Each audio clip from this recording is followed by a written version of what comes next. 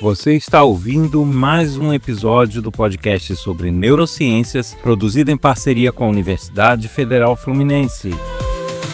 Adriano fala e a mente expande. Eu sou Adriano Freitas, pós-graduado em Neurociência Cognitiva, especialista em Neurociência Clínica, Intervenção em Neuropediatria, Neuropsicologia Clínica. Neste episódio, eu trago perguntas e respostas curiosas. A neurologia, a cada podcast, uma viagem, pelotão de sinapses. Quer aprender mais sobre neurociência, totalmente de graça e sem pegadinha?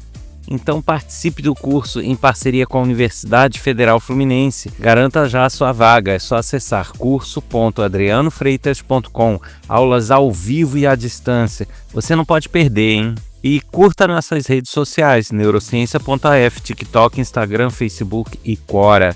E você também pode nos ajudar compartilhando este canal, os episódios do seu interesse, com seus amigos, colegas de trabalho, familiares. É esse compartilhamento e a audiência que garante a continuidade do projeto. E também contamos com sua sugestão, colaboração. Isso pode ser feito pelo WhatsApp 22 99 222 1003. Adriano Freitas no comando, descobrindo os segredos é o plano. Neurônios dançam em sinfonia. Em todos esses anos de podcast, claro que a gente recebe muitas dúvidas. E com base nessas dúvidas, nessas perguntas, a gente faz compilados, prepara pautas, assuntos novos para tratar no podcast. Em alguns momentos, essas perguntas são reunidas, como no caso de agora, para trazer episódios com perguntas e respostas. Dessa vez eu selecionei algumas que são bastante curiosas, que de repente a pessoa não imagina que ocorra e que vai se surpreender com essas perguntas e com essas respostas. Então vamos começar aqui tratando dessas curiosidades sobre as neurociências. A primeira pergunta é a seguinte: existe dor sem lesão? Sem ter nada lesionado, sem ter nenhum problema no corpo? Sim, existe. A dor, ela é uma construção do nosso cérebro, né? Na verdade, ele recebe estímulos e com base nesses estímulos ele gera a dor. Então não é o machucado que dói. O machucado, a lesão ou o dano em algum tecido, ele gera um estímulo. E quem gera realmente essa sensação dolorosa é o cérebro. Então, diversas condições, algumas em caráter psicológico e outras até por um problema de condução nervosa, podem causar essa sensação dolorosa sem que de fato tenha algo lesionado. Então você pode não ter problema nenhum de saúde, pode não ter lesão alguma e ainda assim sentir dor. Não deixa de ser um problema de saúde, o fato de você ter uma condução nervosa alterada. Mas, de fato, algo que justifique a dor no sentido de ter um machucado ou ter uma lesão, muitas vezes isso não ocorre. Isso acontece, por exemplo, na fibromialgia, em dores psicogênicas, a chamada dor fantasma também. Então, são várias condições onde, em alguns casos, é até uma situação congênita. A pessoa tem alguma diferenciação na condução nervosa que causa dor, mas não é uma doença neurológica. A pessoa, ela simplesmente tem uma condição diferenciada e sobre certas circunstâncias o estímulo doloroso ocorre, mesmo que não haja algo a se tratar naquele momento. Então sim, é possível ter dor sem doença e sem alguma lesão. Uma outra pergunta bastante curiosa é a seguinte: existe uma região específica do cérebro responsável pelo eu, pela personalidade, pela pessoa, aquela sensação de você ser quem você é? Não exatamente. Na verdade, a nossa sensação do eu é uma composição de diversos fatores, de diversas sensações que aí sim estão representados no nosso cérebro, são um reflexo do que é o nosso cérebro. Mas cada parte do cérebro é um pedaço desse eu. Então não existe assim, o nosso eu está na região tal. Não. Na verdade, existem várias regiões que fazem essa composição, como o córtex pré-frontal medial, a ínsula, o córtex do cíngulo anterior, a rede do modo padrão. Então, tem várias estruturas que juntas geram o que a gente conhece como eu. Então, não dá para dizer assim, é esta região, tá? São várias regiões que geram quem a gente é. Eu diria que, na verdade, até é uma questão mais ampla, né? Por mais que tenha algumas áreas principais que componham esse eu, eu diria que a gente pode até dizer que o cérebro inteiro é o que a gente é. Porque por mais que muitas vezes a gente tenha consciência só de uma parte do que nós somos, né, existe uma outra parte que não é tão percebida por algumas pessoas.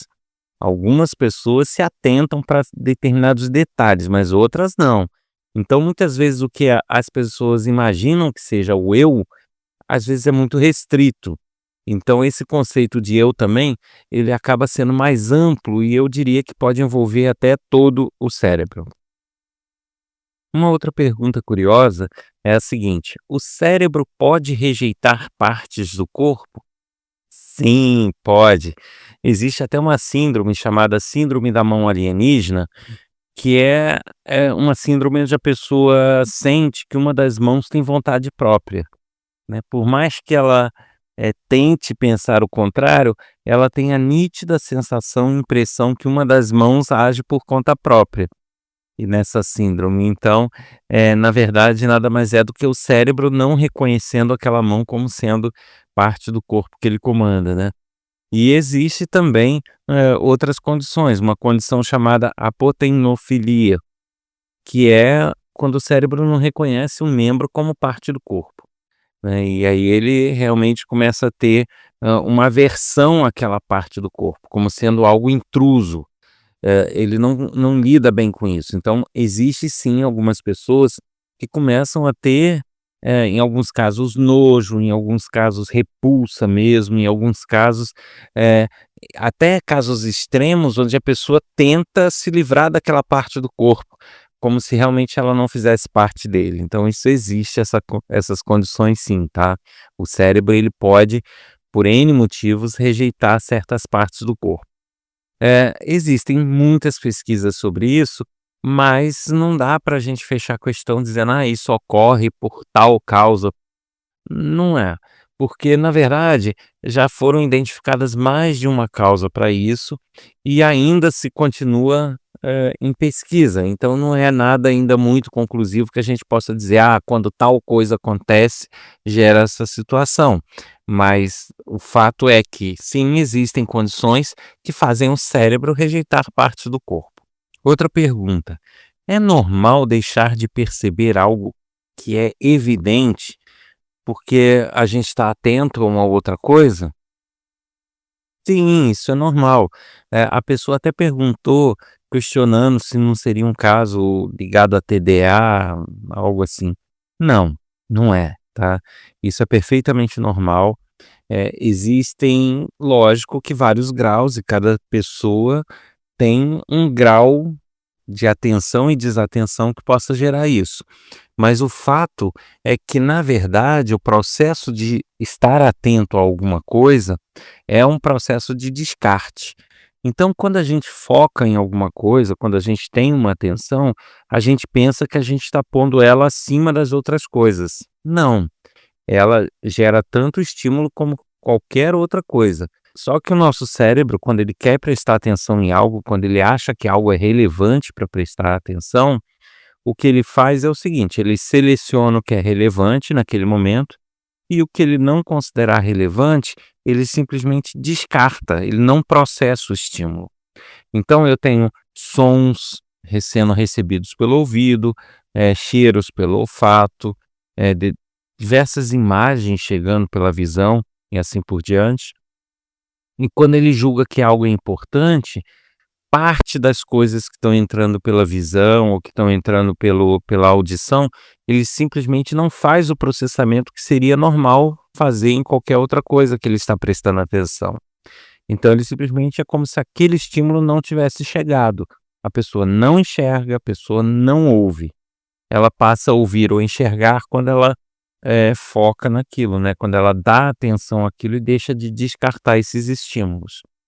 Existe até um experimento clássico que quando se coloca várias pessoas para contar determinados passes de bola, alguém fica fazendo uma embaixadinha ou alguma coisa assim, e olha, vocês têm que prestar atenção e contar quantas embaixadinhas tem, ou para ganhar um dinheiro, ou para ter um bônus no trabalho, alguma coisa assim. E a pessoa começa a prestar atenção naquelas embaixadinhas e de repente sai um gorila, uma pessoa vestida de gorila passa ali pelo lugar, anda para um lado, anda para o outro, lógico, não pode passar na frente da bola, mas ele passa, rodeia, fica perto das pessoas e volta. Então as pessoas contando as embaixadinhas. A grande maioria das pessoas depois desconhece totalmente que o gorila esteve ali e até se surpreendem quando quando se mostra o vídeo do gorila entrando no ambiente, porque as pessoas não tinham a menor noção de que aquilo tinha acontecido. Claro que algumas pessoas, elas não conseguem manter o foco para ficar contando as embaixadinhas, e no caso essas pessoas vão perceber. Agora, as pessoas que realmente conseguem ter o foco, não tem um problema de atenção, elas vão realmente, muitas vezes, contar as embaixadinhas, mas de maneira nenhuma perceber o gorila que estava passando por ali. Então essa experiência justamente demonstra isso, sabe, que a gente pode estar muito focado em alguma coisa e não perceber outra, por maior que seja, por mais que chame a atenção de todo mundo. A nossa atenção pode não chamar. Existe até um termo que se usa para nomear esse tipo de situação, que é a cegueira por desatenção. Então, cegueira por desatenção existe, é isso. E não é uma condição definitiva, não é: a pessoa ficou cega ou não percebe parte das coisas", não. É uma cegueira que ocorre momentaneamente enquanto a pessoa está prestando atenção em algo que a atraia muito. Uma outra pergunta é a seguinte: existe base cerebral ou base biológica para o contágio emocional? Né, se as pessoas podem se contaminar pela emoção do outro? Sim, existe essa base. As emoções, elas podem ser transmitidas de uma pessoa para outra de forma involuntária, de forma inconsciente. E aí existem várias estruturas que participam desse processo. Em algumas situações, os neurônios espelho, que eu já falei sobre eles, na questão da empatia, e eles são responsáveis em espelhar o comportamento do outro, a reação do outro, as expressões do outro dentro da gente. Então, os neurônios espelhos trazem para dentro de nós o que os outros estão sentindo, como os outros estão reagindo. E aí a gente tem um sistema límbico, né? Especialmente a amígdala, ela responde a expressões faciais e tons de voz de uma forma muito imediata, muito rápida. E isso pode gerar alguns estágios, algumas situações onde o nosso cérebro meio que se solidariza com a situação da outra pessoa. Então, de certa forma, os neurônios espelhos que são responsáveis pela empatia nos fazem muitas vezes ficar tristes ao ver uma cena triste, ao ver uma pessoa sofrendo, ao ver uma pessoa triste. Não é muito comum, salvo casos específicos de psicopatia, sociopatia, não é muito comum a pessoa estar vendo alguém que ela gosta, quem ela tem apreço, quem ela tem empatia, num sofrimento extremo, e a pessoa está morrendo de rir por dentro, está gargalhando e está achando aquilo maravilhoso. Isso não é o comum de acontecer, tá? Se acontece contigo, é bom buscar alguma ajuda. Quando eu falo disso, eu falo em especial aquelas pessoas que fazem parte do círculo de convivência, que são amigos próximos, que são familiares. Então ninguém quer ver um familiar sofrendo. Da mesma forma, quando um familiar está muito feliz por causa de alguma coisa, alguém próximo está muito feliz, por mais que de repente você não saia pulando de alegria como ele, mas você vai se sentir bem em vê-lo bem. Então, esse contágio emocional realmente tem uma base neurobiológica que se explica aí pelos neurônios espelho, a amígdala, que são estruturas que lidam e reagem muito fortemente às emoções das outras pessoas. Uma outra pergunta que chegou realmente curiosa é se a gente pode desver algo.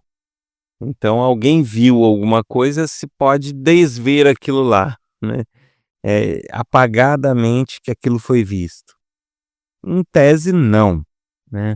A gente não pode, de uma hora para outra, chegar e falar: "Ah, não queria ter visto aquilo", e aquilo some da mente. Não, a pessoa pode, a partir do momento que ela foca em outras questões, em outros fatos, tem novos aprendizados, novas vivências, aquilo vai ficando para trás, vai ficando guardadinho lá. Mas não quer dizer que ela desviou, né? Ela, em algum momento, ela vai poder se recordar daquilo, em algum momento ela pode se deparar com uma situação similar e aquilo retomar, né, aquela memória ser retomada. Lógico que, as memórias, elas têm toda uma questão prioritária aí, né. Algumas memórias são eliminadas para que deem lugar a outras que são mais relevantes para a gente, que são mais importantes para a nossa vida. Então, se é algo que a gente realmente não queria lidar, não queria, poder imaginar ou lidar com aquilo, a gente certamente não vai ficar a todo instante remoendo e repassando aquelas informações como se estivesse estudando para uma prova, né. E a gente não vai fazer isso. Então a gente vai deixar aquela memória lá no canto e vai tentar se distrair, vai tentar buscar outras coisas, outras, atrações, né, outras, distrações até para o cérebro, aí vai depender muito do tipo de situação, para tentar encobrir aquela memória. E com o passar do tempo, dos dias, meses, quem sabe anos, aí vai depender muito de cada caso, aquela memória, se ela não for mais tocada, se ela não for, revivida, ou por algo que acontece, ou, né, por uma provocação sua mesmo de repassar aquela memória, se ela ficar quietinha lá no canto dela, com o passar do tempo, ela tende a ser eliminada ou muito abrandada das nossas estruturas do nosso cérebro, mas não é uma questão assim: "Ah, vou desver", isso realmente não existe.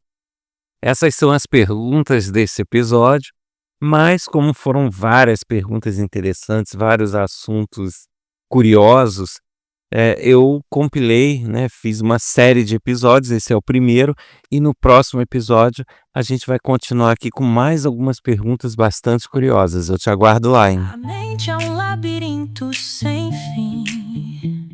Em ondas cerebrais eu mergulho assim.